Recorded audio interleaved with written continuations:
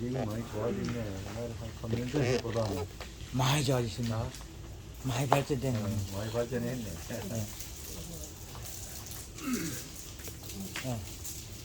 그나마 다들 발전해야 되지. 가만히 있으면 되지. 가만히 있으면 안 되지. 네.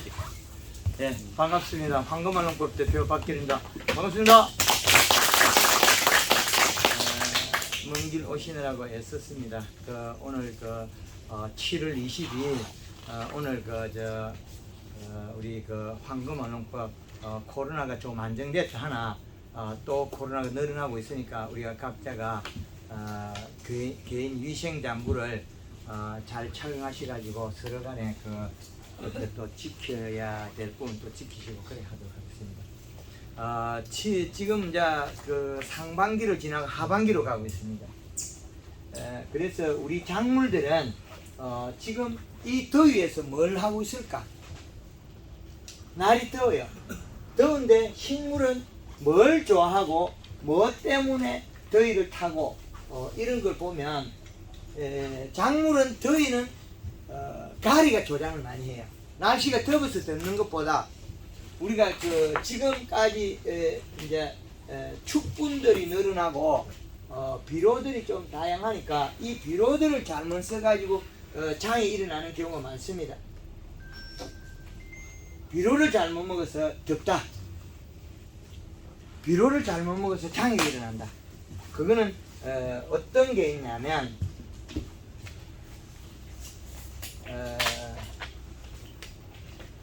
다양한 걸 보셨겠지만은 잘 그렸죠.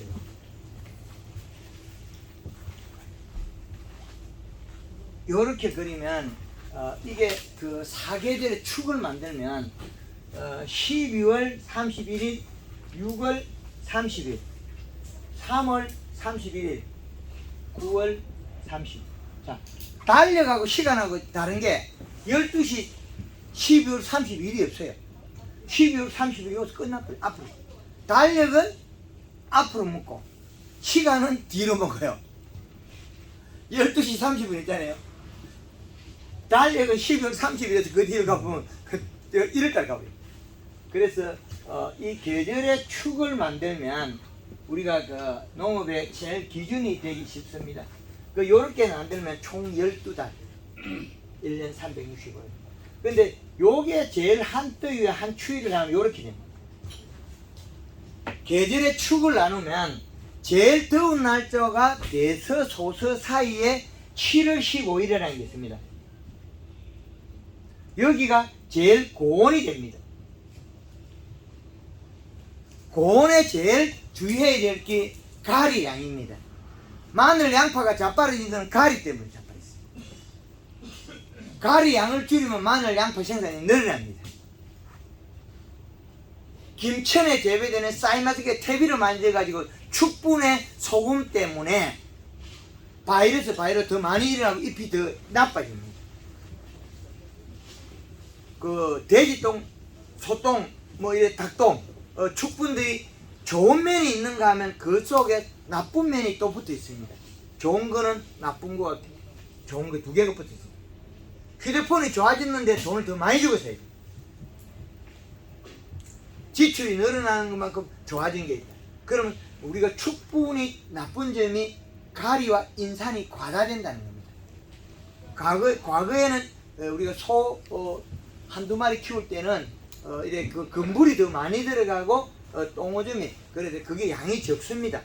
그러나 지금은 톱밥이 더 비싸기 때문에 축분이 많고 염도가 더 높아진 거예요.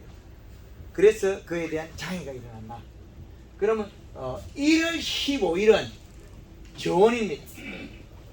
여기에서 동해가 일어나고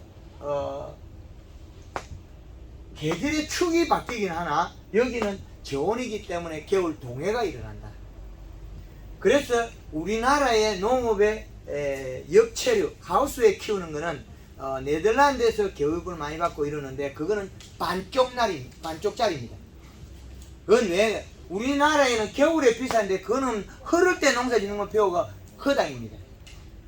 왜 그러냐? 흐를 때 시점에 비료 먹는 거하고 비쌀 때 비료 씌우는 비료량이 다릅니다. 그래서 보면 12월 달에는 비료를 2.4의 이씨를 먹어냅니다. 여름에 더울 때는 1.5의 이씨를 먹어야 돼요.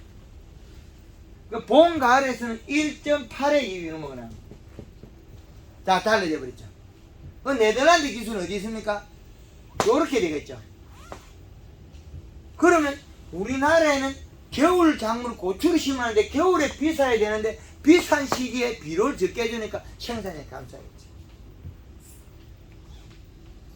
마늘 농사 봄에 조사하고 있으면 비료가 낮아요. 봄 깰 때 비료를 다량으로 먹어야 되는데 비료를 적게 해줘서 마늘이 생산량이 적었던 거죠. 다르죠. 마늘이 겨울에 먹고 큽니다. 이중 덮어놓으면. 그럼 마늘을 비료 많이 먹어야 돼요.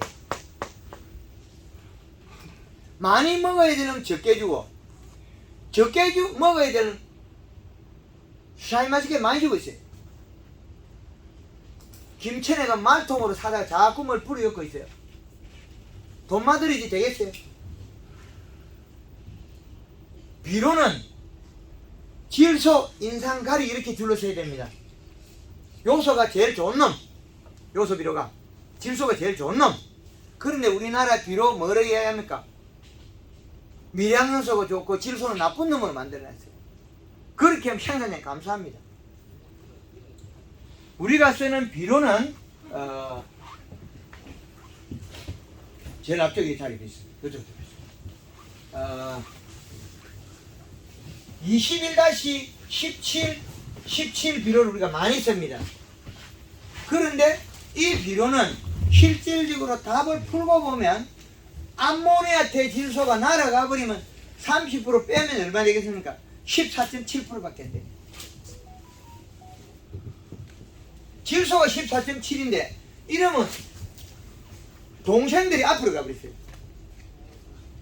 뒤에 서야 되려면 앞으로 가버리고 또 퇴비륨은 인산이 많고 퇴비륨은 가리가 많고 이렇게 되면 마늘이 보면 분명히 자빠져요. 퇴비 많이 갖고 놓으면 이제 마늘이 늘어나느냐? 그렇지 않습니다. 생산이 감소해버려요. 그래서 비료의 선택에 따라서 생산량이 바뀐다. 하우스 고추농사 잘 지으려고 퇴비를 2년 삭히면 소금이 달아나겠어요? 인산이 달아나겠어요? 안 달아납니다. 조금 부드러워지고 사갔을 뿐이지 인산하고 가리하고 그냥 있습니다. 축분에 맞지 않는 비료 퇴비를 많이 쓴다는 거죠. 맞지 않는 비료. 그래서 진주 지역에 가보면 볏짚이나 왕기를 많이 쓰고 있습니다.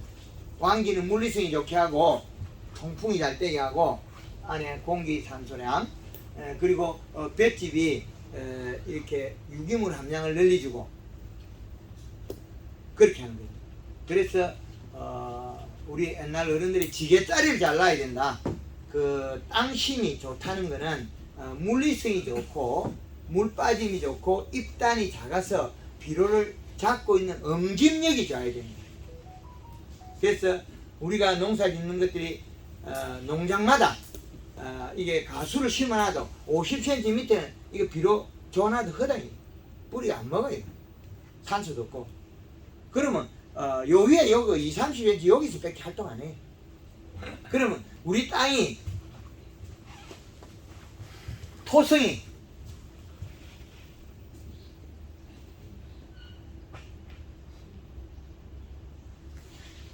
완전 점질, 중 점질, 중 사질, 왕 사질 이렇게 네 등급으로 내놨습니다. 네 등급으로 내놓은 거는 이 원인에 따라서 생산량이 달라진다. 과수원 같은 건 음달 양달 달라져 버리고 지난 겨울에는 과수가 음달에 있는 것들이 탈수량이 작아서 올해 과일이 좋아요. 겨울에 워낙 비가 안 와서 탈수가 됐는데 양달이 탈수가 많이 됐다. 그런 일입니다. 그래서 여 성질에 따라서 하우스 농사지에도 우리 그 창녕에 우리 이제 정 회장님 댁에 점질이기 때문에 여기에서는 뭘 넣으면 옹집력이 좋아요. 그러면 여기에다가 우리가 축분을 늘렸다. 뭐가 늘어나겠습니까? 인상과 가리가 늘어났는데 비료를 21-를 썼다. 그러면 이거는 농사가 가면 갈수록 잘 안 돼. 왜? 요것들이 늘어난 거예요. 축분에서 소금이 늘어나가 가리가 늘었고, 그 다음에 인산이 늘었다. 이거거든요. 그래서 하우스 원에 하는 분들이 토성, 이 땅에 따라서 다르다. 그러면 완전 점질인데 이건 아주 관리를 잘해야 돼. 그래서 이것이 잘못되면 농사를 망친다. 농사를 그거를 꼭 아시기 바랍니다. 이제 이해되죠? 가다가 처음에 할 때는 농사가 잘 되더만 안 되더라. 그거는 원인이 뭐냐? 요것 때문에, 토성 때문에 일어난 일입니다. 내가 주는 게 잘못이겠죠, 물론.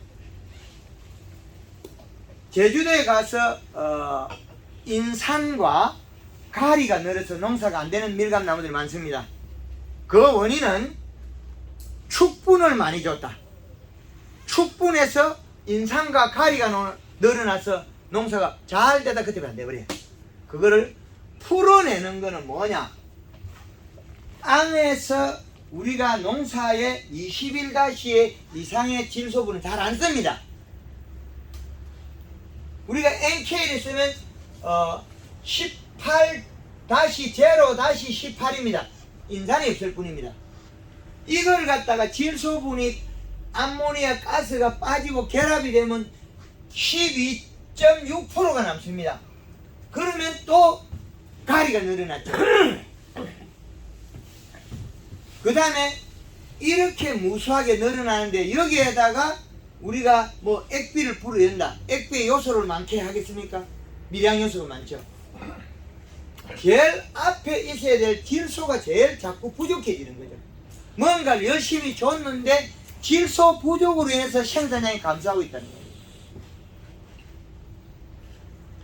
비료가 이렇게 비료를 무수하게 줬는데 여기에다가 우리가 축분을 쓴다. 축분이 뭐가 많겠습니까? 질소는 별로 없습니다. 인산과 요놈과 요놈이 많다는 거죠. 제주도에서 물을 많이 안 먹는 염소똥을 갖다가 키위밭에 뿌려버리니까 키위밭이 다만 오버려져 버려요. 비 한번 오니까. 왜 그랬겠습니까? 염소똥이 짜봤어. 소금기가 많았다. 소금기가 많은 걸 주자마자 잎이 오그러져 버려요. 우리가 이제는 비료 선택을 아주 잘 하셔야 됩니다.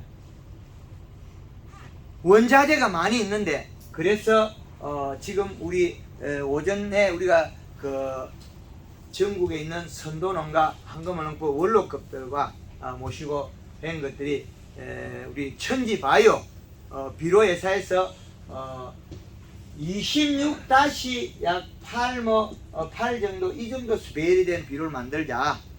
그래서 완효성을 쓰면 우리가 편리하다 이렇게 이야기했는데, 여기서 보면 우리나라의 거의 대다수 토양들 인산이 너무나 많다. 가수원에 가보면 사과밭에 청태가 끼있다. 밀감밭에 청태가 끼있다. 우리가 흙골에 청태가 끼인다. 그거 다 인산 과다입니다. 우리가 고추 하우스에 물이 좀 끼면 청태가 끼죠. 그 인산이 많아서 그렇습니다. 그래서 인산질 비료를 앞으로는 몇 년간 안 써도 됩니다. 이게 그리고 토양 분수랑 또 가리도 높게 나올 겁니다. 가리가. 그래서 질소분을 더 높여줘야 돼요. 지금 제주도에서 인산이 과다된 밀감 가수는 어떻게 풀어내느냐? 한금농부 대표가 가서는 요소만 주면 풀립니다. 부족한 게 앞에 있는 질소가 부족하지. 질소. 인산과 가리는 다량으로 있다는 거죠. 그 질소 좀 풀리면 잎이 부드럽고 두꺼워집니다. 또다시 인산의 비료를 주는 것 같으면 또 약화됩니다. 작물이. 그래서 근간에 떠오른 샛별처럼 떠오른 뜨거운 감자 사이마스켓, 비로 가다, 바이러스, 바이로드, 병이 아닙니다. 비로 가다가 돼서 생장점이 열상을 입은 겁니다. 그건 맹물을 뿌리면 풀립니다. 한여름에 찍은 고추, 칼슘 결핍 아니에요. 비로 부족해서 잎 두께가 얇아서 일어난 일입니다. 그거 요소 비로 주면 다 치료됩니다. 가리 비로 연면십에서 잎에 있는 요소 비료를 과일로 빨리 보내면 잎 과실이 두꺼워져서 풀립니다.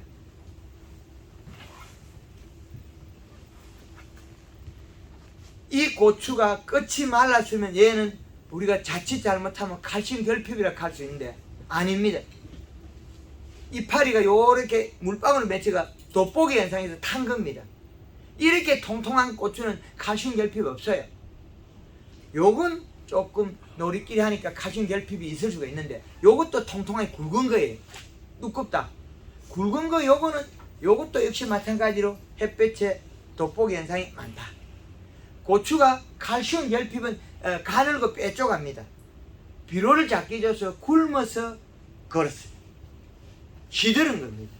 그런데 그 고추를 잘라서 갈아가지고 그 영양소를 분석하면 칼슘 결핍이기 때문에 칼슘이 결핍이라 하지 않느냐. 그런데 원인과 치료법은 다릅니다. 요소로 주면 치유가 됩니다. 하우스에서 봄 되면 많이 일어나죠. 옆구리에 말라가 쭈그리지는 거. 비료 부족 시드름 현상입니다. 칼슘 결핍이라고 칼슘을 치도 안 맞는다. 해를 가리고 그러면 더 많이 발생해요. 토마토 배꼽 썩음. 이것도 잘못하면 칼슘 결핍이라고 해요. 이것도 비료 부족에서 굶어서 일어난 일이에요. 고온 열상일 수도 있고 이런 것들이 다 일어나는 현실과 실제적으로 우리가 현장 필드에서 치유법은 다르다 이렇게 보셔야 됩니다. 비료를 잘 쓰자. 비료 제일 좋은 게 비료입니다. 비료를 잘 쓰면 농사가 기본이 됩니다. 그 기본에서 기본값에서 황금알농법에서 주장하는 것은 먼저 전 단계의 일을 잘해야 생산량이 늘어난다. 그 말은 우리가 봄에 이 시기에 농사가 3월 달에 돼야 될 시기에 여기 영향은 어디에 받느냐면 전년도 가을에 있습니다. 전년도 가을에 단풍이 잘 들어야 된다. 이 사과나무가 잎이 아래쪽에 잎 테두리가 고실라지는데 이거는 지난 겨울에 나무가 가물어서 탈수가 돼서 일어난 일이에요. 요소를 작게 줘서 그런 게 아니고 요소가 작았다면 요것이 더 장애가 먼저 일어나야 돼요. 요것이 장애가 일어났다는 것은 나무가 먹는 양보다 공급량이 작아서 그랬는데 이거는 우리 초보자들이 알기엔 조금 어려운 거예요. 비료를 많이 줘놨고 뿌리가 비료를 먹는데도 일어난 거예요. 원인은 전년도에 나무가 이래 있으면 요 껍질층 사이에 그 내려가는 영양관 여기가 겨울에 탈수가 됐습니다. 이게 탈수. 안에 채관에는 우리가 옛날에 장날 여치기 했을 때 옆구멍 여기에 있는 수관에서는 영양이 잘 이동합니다. 그래서 영양이 올라가는 게 이상이 없었게 봄에 연면식 잎이 잘 컸어요. 그런데 어느 날 지나고 나니까 요놈이 사과나무가 맹기장 말을 안 듣기 시작해요. 그거는 뭐냐? 내려가는 관이 막혀서 뿌리가 굶어서 일어난 일이다. 근데 이거 치유법은 뭐냐? 그렇기나 말기나 연면시배하고 비료 주고 해야만이 치료가 된다. 치료하면 어디로 나오느냐? 요놈이 바깥으로 나와서 껍질이 돼가 빠져나와요. 근데 지난 가을부터 가을, 겨울, 봄, 가뭄까지 이어졌기 때문에 이게 장애가 많았어요. 그래서 우리가 연면시배도 황금알랑국 오래 해도 안 되는 농가들이 많습니다. 그런데 지난 겨울에 논에 논자리나 음달에 수분이 많았던 농가들은 나무 껍질과 사이에 탈수가 적게 됐다. 그런데 가을에 단풍 들이기, 몸속에 탄수화물 늘렸다. 유막 코팅, 기름기가 빠지면 안 하고 손에 크림을 발랐다. 크림을 아무리 발라도 물을 안 먹으면 우리가 몸이 골겠죠. 그죠? 크림을 손에다가 아무리 발라도 물을 안 먹고 버티는데 골겠죠. 그런 현상이 유지됐다. 식물하고 동물은 다릅니다. 식물은 한 곳에 특정한 부분에 장애가 일어나도 살아갈 수 있습니다.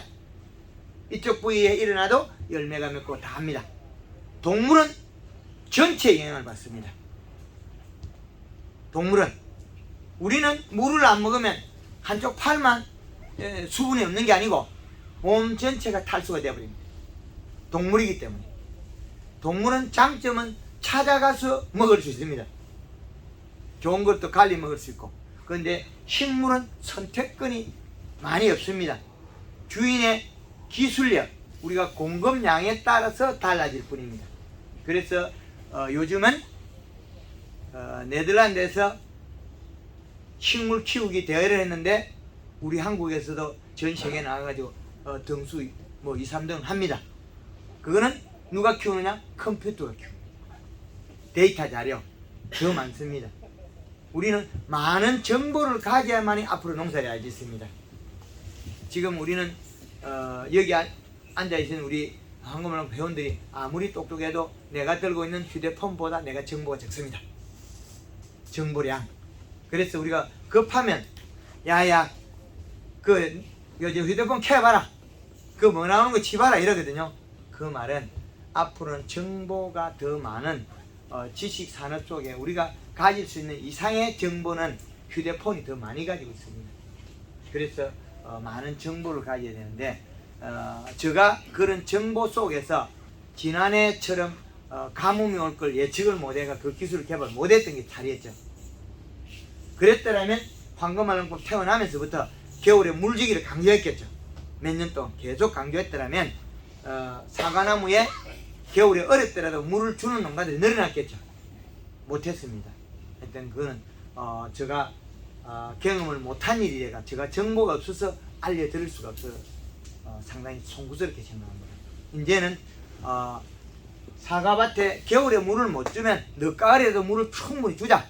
복숭, 사과, 자두, 배, 단감, 오미자 이는 뭐 겨울을 나야 되는 작물들 물을 흠뻑 주자. 그래야만이 바깥에 지상부에 있는 탈수를 좀 막을 수 있다. 땅 밑에 있는 도라지, 더덕, 뭐 우엄 그리고 이런 인삼 이런 것도 좀 덜합니다. 그 땅 밑에 좀 수분 정말 적어요. 그런데 우리가 이게 피부 노출이 많은 자기 지상부에 노출이 많은 것들이 더 장애가 심했다. 그렇게 보고 앞으로의 우리가 가수에도 늦가을 물주기, 겨울에 물주기를 꼭 해주십사 하는 것도 당부드리고, 그래 이런 식물에는 여러 가지 변화가 있다. 그래서 지금 현재 질소량이 늘어서 잎이 펴져 있어야 된다. 그래서 질소는 뭔 역할을 할까?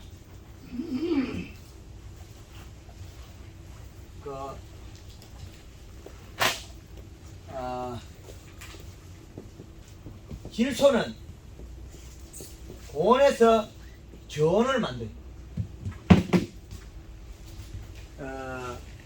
고온에서 저온을 만들고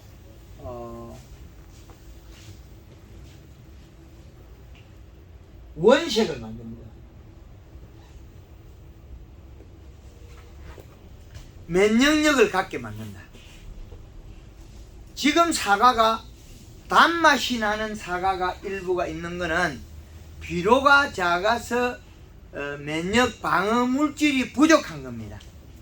그래서 단맛이 생기가 새가 쫓고 있어. 질소 부족이다. 그것도 질소를 줘도 치료가 되느냐? 지난 겨울에 탈수가 됐다면 이것처럼 치유가 안 돼.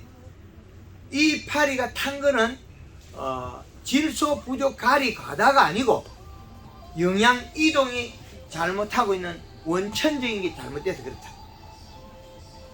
그래서 원천적인 걸 치유해야 된다. 음악이 좋을 때 우리 박수 치고 한번 천천히 하니까 더 바쁘면 더 안 됩니다. 그게 그 전화기 그 노래를 부르고 있으면 저놈을 찾으려고 하면 일이 뭐좀 있어 더 왔다리 갔다리 하는 거죠. 우리가 약 전에 약 한 달 전부터 복숭아에 요소 비료를 뿌리가 복숭아 색을 더 빨갛게 내줬습니다. 복숭아 색 내는데 요소 비료 뿌리는 사람 별로 없죠? 황금어농 회원들이 요소 뿌려요. 얘가 질소가 먼저 줄을 서야 되는 거 앞에 질소 부족으로 복숭아 여러 가지들이 노랗게 이파리가 톡톡 떨어지고 있어요. 그거는 질소 부족입니다. 그래서 요소 비료 주면 잎이 두꺼워서 일을 잘 해가지고 복숭아가 천도 복숭아가 새카만 색이 나오도록 빨개져 버려요. 요소 주니까 엊그저께 만난 회원들도 요소 주니까 복숭아 더 빨개져 버려요.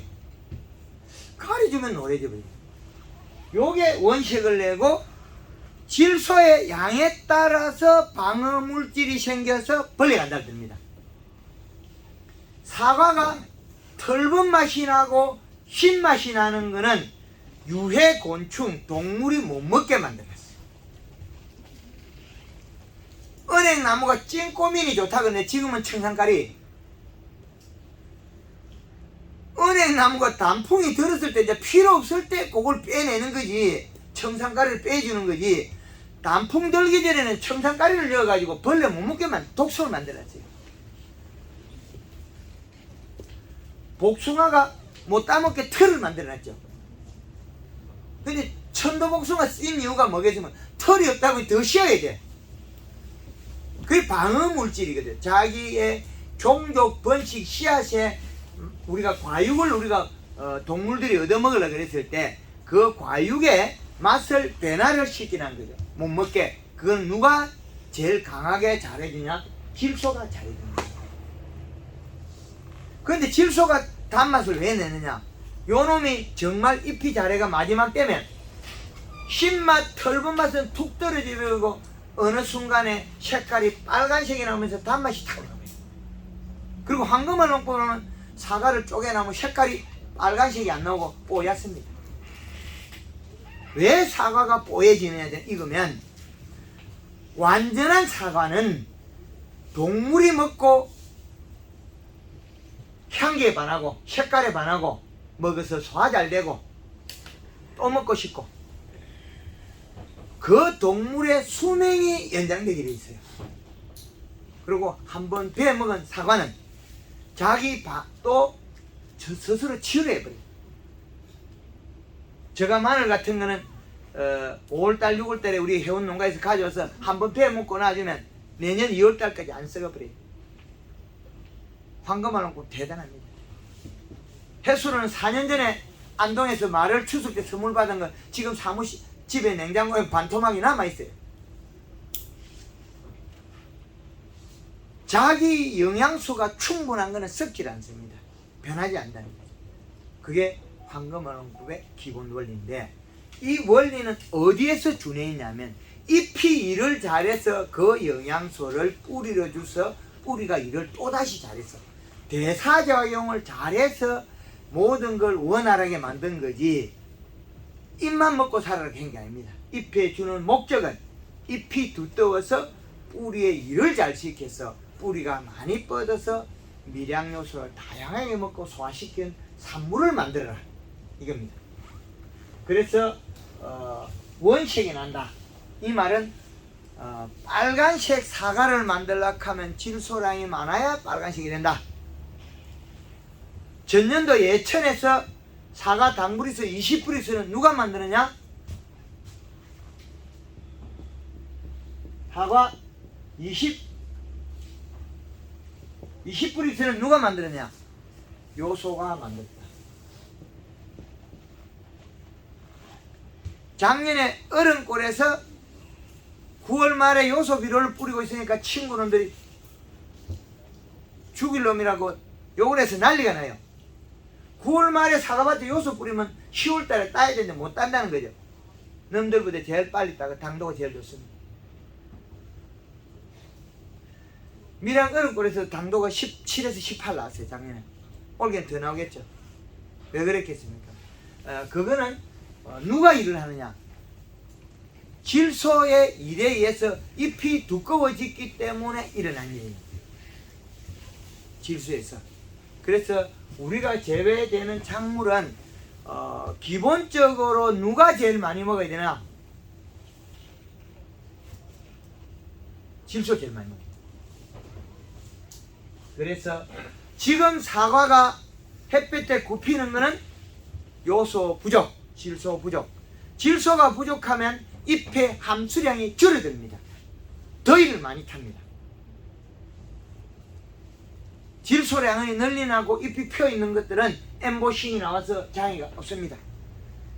그거는 질소량에 따라서 바뀌는 겁니다. 그래서 지금 잎이 녹색에서 펴 있어야 된다. 이파리는 V자 되면 이거는 망할 짓이에요. 여태까지 우리는 이파리 오못해야 된다. 지도 모르는 게 능 가르쳐준다 그런 거예요. 펴 있어야 일을 많이 하죠. 오물이 있는 게 뭘 일을 많이 하겠습니까? 잎은 어릴 때는 오물이 있어야 힘줄이 크기 때문에 큰 잎이 되는 겁니다. 어릴 때는 이파리 뒤에 힘줄이 굵어야 됩니다. 그래야 오물이 있어야 됩니다. 연면시가 자꾸 오물이가 큰 잎이 됩니다. 제주도 고사리가 크게 되려면 주먹을 딱 쥐고 고개를 딱 숙여 올라옵니다. 왜 그랬겠습니까? 빳빳이 들고도 받치면 부러지니까 고개를 숙여가지고 살짝 비껴갑니다. 똑똑한 놈이에요. 고사리가. 영양가 없는 자리 어떻게 요래가 있다가 나오자마자 대가리 패딱 펴입니다. 패딱 펴입니다. 감시라는 놈은 정말 어려워요. 고염시는 쬐끄만한 게 영향이 없거든요. 금방 먹고 껍데기 벗기고 지가 바로 펴요. 단감시는 어찌합니까? 뒷담화이 큰 게 요 놈이 껍질에다가 딱 자기 떡잎을 붙여가지고 그걸 녹이 먹는다고 단감을 씨앗을 심으면 다 실패합니다. 왜? 씨앗이 커서 그런 거예요. 씨앗이 큰 건 어디 심어야 되느냐? 자기가 살던 곳, 낙엽이 많은 곳이 심으면 이놈이 올라오다가 영양을 다 쓰고 눌러지면 이게 몸이 벌어지고 여러가지 행동합니다. 그러면서 영양을 다 먹고 올라버려야만이 껍질을 벗습니다. 감시를 심어놓고 딱 눌러놓으면 요놈이 어떻게 하냐? 올라올 때 요렇게 굵어집니다. 요게 되게 굵어져요. 눌러놓으면 엄청 굵어져요. 요놈이 힘을 만들다가 굵어져 위에 좁이 돼가지고 비닐을 딱 덮어놓고 모짜리 비닐을 딱 덮어놓고 흙을 딱 눌러놓으면 요놈이 좁혀지고 요놈이 굵어지가 요걸 뚫어버려요. 비닐을. 그런데 턱실한 데 심어놓으면 그냥 실실실 올라버려요. 그러면 여기 씨앗에 있는 영양을 못 먹어가지고 밖으로 드러나버려요. 요놈 튀어나버려요. 그럼 햇빛에 말라 죽어버려요. 그리고 원종마다 우리가 풀어내야 될 방법이 다 달라요. 감시를 심어놓고 발로 꼭꼭 밟아놓으면 잘 났습니다. 뒤에 가보면 양이 많이 났어요.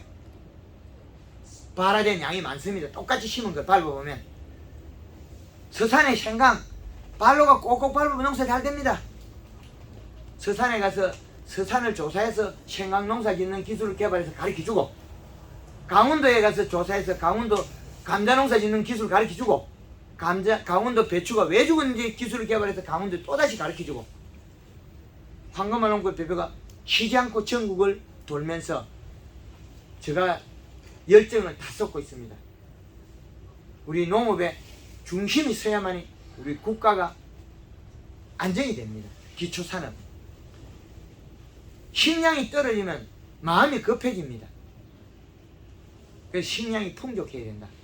더 잘해가지고 외국에 팔아와야 된다. 그거는 뭐냐? 외국 농산물이 뛰어넘을 수 없는 벽이 당 브릭스의 20브릭스는 못 뛰어넘어요. 어느 나라도 잘. 사과 농사 짓는 분, 쌀맛있게 농사 짓는 분, 단감 다들 20브릭스 만들어가지고 외국 바이어를 잡아다 팔아버려요. 20브릭스가 되면 전 세계에서도 좋은 물건이에요. 우리가 동물들이 식물은 햇볕, 빛을 좋아하고 빛은 탄수화물이 되고 동물들은 탄수화물부터 출발해버려요. 단 거부터 좋아하는 단 거부터 쌀, 설탕, 벌꿀 이런 단 거부터 좋아하는 건 동물. 식물은 햇볕을 무조건 지가 좋아해요. 동물들은 많이 잡아먹을 수 있고 행동을 많이 하면 많이 먹을 수 있기 때문에 탄수화물로 저장된 걸 많이 좋아합니다. 그러면 우리가 탄수화물이 많은 것을 식물로 생산해야 되겠죠. 사과를 만들더라도 작년에 그 5월달부터 저희는 예천에서 당브릭스 20브릭스 만드니까 10kg 10만원 받고 팔고 있어요. 그래도 팔려요. 그런데 밀양 얼음골에서 당브릭스가 얼마? 18, 17, 18이 되니까 소비자한테 고맙다 소리 들어요. 팔고. 쌀맛있겠지. 여기 기본이에요. 이거 이해하면 문제가 되겠죠. 왜 문제가 되냐? 가리 때문에 문제가 됐다는 거예요. 밀양 요소로 너무 앞세워놔서 그래요. 밀양 요소가 늘어나고 날이 더워서 식물이 안 자라더라는 거예요. 그래서 지금 현재 잎이 녹색기를 가지고 청색보다 약간 진한 녹색에서 힘줄이 노란이 된다. 가리비료는 어떠냐? 얘들은 저온에서 고온을 만들어요. 생식이 부여됩니다. 이동이 빠릅니다. 동작을 빨리 해요. 그래서 가리비가 톰 없으면 당도가 뚝 떨어집니다. 그래서 요 가리도 중요한데 가리비료가 많은 것들은 색깔이 색상이 어떻게 나느냐? 노란색으로 납니다. 사과가 빨갛고 약간 노릇하면 당도가 높다. 그래 이야기죠. 근데 빨간색은 누가 내느냐? 요소가 냅니다. 작년에 거창에서 8, 9월 달에 갈반에 와서 사과잎이 똑 떨어져 버리고 위에 도장지면 잎이 조금 남았어요. 딱 떨어져 버리게 이게 여기만 남았어요. 할 방법이 없어요. 이제 황금알농부에서 요소비료 뿌리라니까 요소비료 짠뜩 뿌리라니까 연면시면 계속 하고 있으니까 11월 10일 되면 이제 사과 한 장 못 따고 버린다 하니까 얘가 어떻게 해요? 며칠 상간에 색깔이 빨간 걸 만들어 버려요. 갑자기 빨간색을 딱 만들었는데 잎수가 너무 작으니까 당도가 약간 부족해요. 당도가 빨간색은 요소가 냅니다. 가리는 노란색이 냅니다. 봄에 하우스 딸기가 물러지면 요소 살포하면 빨간색이 좋고 단단합니다. 그래서 우리나라의 양액 재배하는 비료들이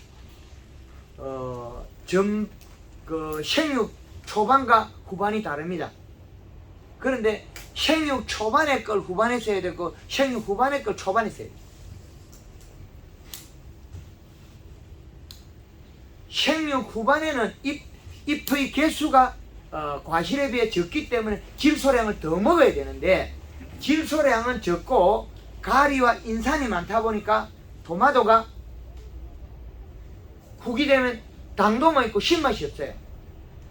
신맛이 없다는 소리는 잎 두께가 얇다는 소리예요. 그래서 우리가 알고 있는 상식을 많이 되짚어 봐야 된다.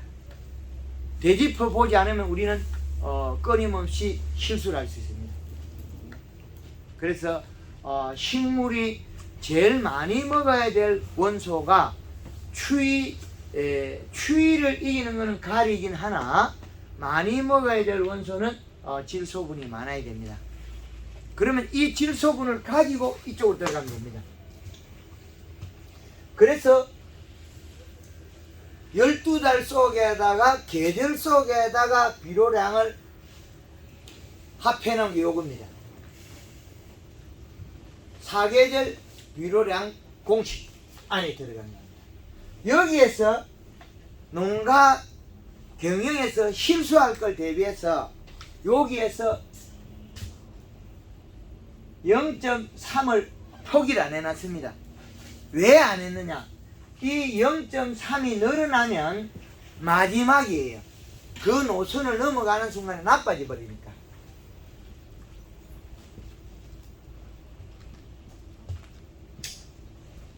그래서 제가 개발할 때는 농가에서 우리가 비료 줬다가 작게 나타나서 더 늘어나기도 합니다. 그게 우리가 측정할 때 안 나왔다가 가물면 더 또 건조대가 늘어나기도 하고. 그래서 템폭을 만들어 놓은 게 0.3. 그래서 우리가 겨울에 비료는 많이 먹어도 괜찮습니다. 그런데 겨울에 쓰는 걸 여름에 쓰면 안 됩니다. 그래서 올해 그 하우스 작물들이 다 녹아버렸어요. 그래서 노지 고추도 떠가지고 잘 안 됩니다. 그래서 고추값 비싸고 오이값 다 비싼 거예요. 그런데 작년에는 간간히 비가 왔기 때문에 하우스에 안 죽어요.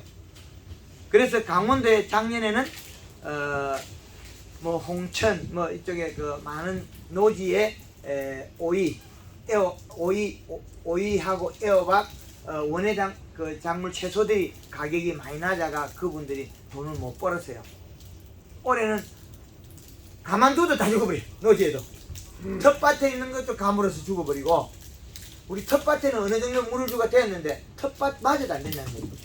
노지 고추도 비료 과다가 돼버려요. 준한 양이 못 먹으니까 건조되면서 자꾸 비료가 더 올라와요. 땅 밑에서. 그래서 더 나빠진다. 그런 게 지금 주장돼요.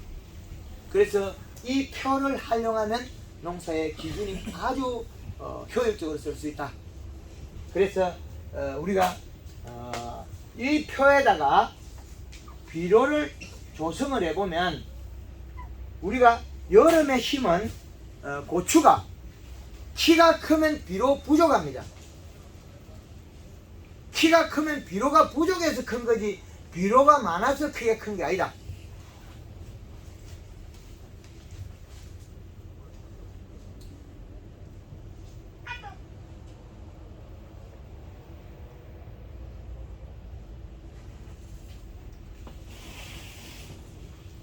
자, 이걸 보면 왜 이렇게 해놨냐면, 비료를 꾸준히 자꾸 늘려가지고 고추 생육에다가 5.0을 주면 식물이 자라다가 내려와서 멈춰버려. 안 자라요. 멈춤이 일어난다. 사망을 한다.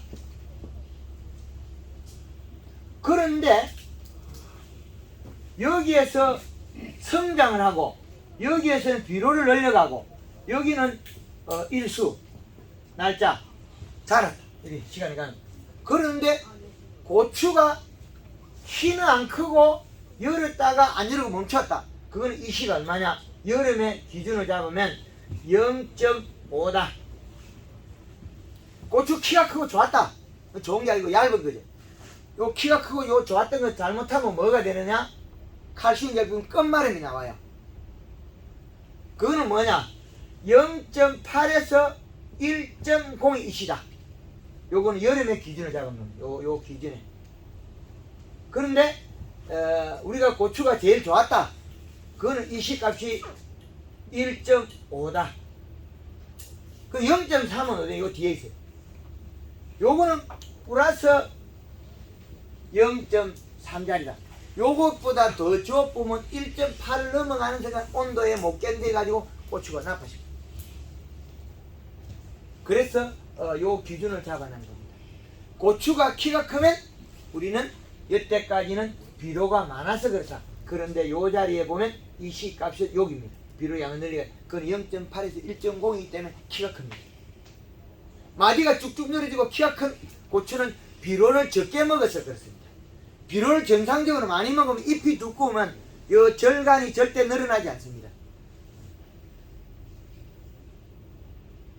수박 마디가 늘어났다.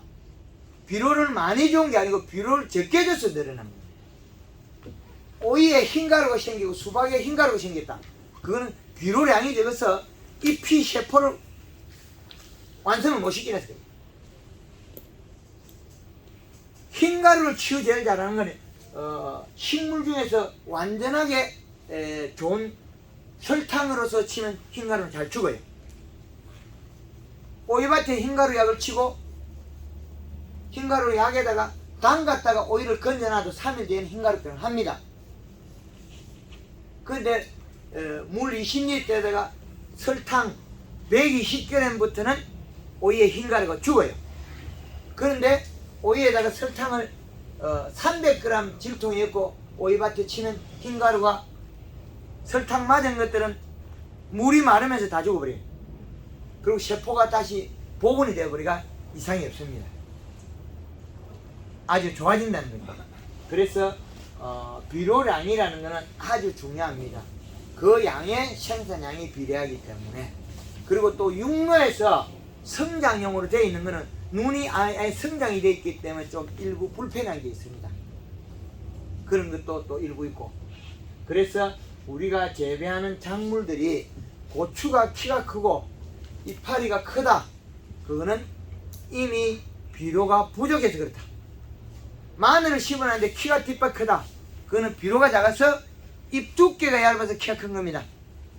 우리 사무실에 저 뒤에도 마늘이 있고 이게 마늘이 있는데 이 마늘들이 키가 크는 원인을 보면 햇볕이 없으면 여기 사무실 같은 경우는 마늘 키 이만하지 70cm 그 이파리 커버려요. 잎 두께가 햇볕을 보려고 자꾸 늘어져 버립니다. 연면시비에 마늘에 설탕을 쓰면 키가 작아지고 넓어지고 벽, 나락론에 태풍이 불어도 벽 안 자빠지는 걸 뺑 둘러 두름가에는 안 자빠집니다. 햇볕을 많이 봐서 그렇습니다. 그래서 나락론에는 설탕을 물 한 말에 120g 넣고 살포하고 물 500에 3kg 이상을 쓰면 나락이 잘 안 자빠져요. 그런데 우리가 나락에 그 떼궁이 단단해나 그 규산을 살포하면 어떻게 되느냐? 규산을 먹고 안 자빠지게 자빠질게요. 규산을 살포하면 잠시 멈췄다가 시간이 되면 딱 풀려요. 이놈이 다시 웃자라서 탁 자빠집니다. 좋았다가 말아. 쉴 때는 짓이. 해수는 안 해야 되는 거 정당하다고 영양학적으로는 분석을 합니다. 그런데 그 결과로는 안 먹혀야 되는 게 많아요. 고추의 칼슘 결핍 요소를 연면시비에 풀려야 될까요? 칼슘을 쳐야 풀려야 될까요? 요소를 써야 됩니다. 고추 칼슘 결핍에 칼슘 주시면 절대 안 풀립니다. 결과론이지 원인론은 아니거든요. 고추의 칼슘 결핍은 요소로 자주 연면시비가 맹물 뿌리고 요소 뿌리고 이러면 뿌리 요소 주고 잎이 두꺼워져서 고추가 굵어져서 풀립니다. 잎이 함수량도 늘어나고. 그런데 거기다가 칼슘제를 쳤다. 영양제 해삼은 먹이 살리는 거예요. 안 됩니다. 예.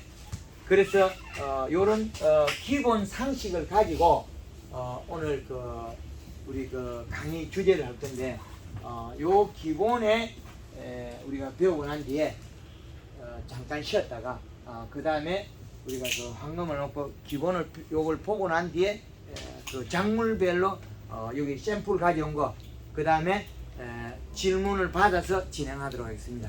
예, 첫 시간 마치겠습니다. 네, 감사합니다.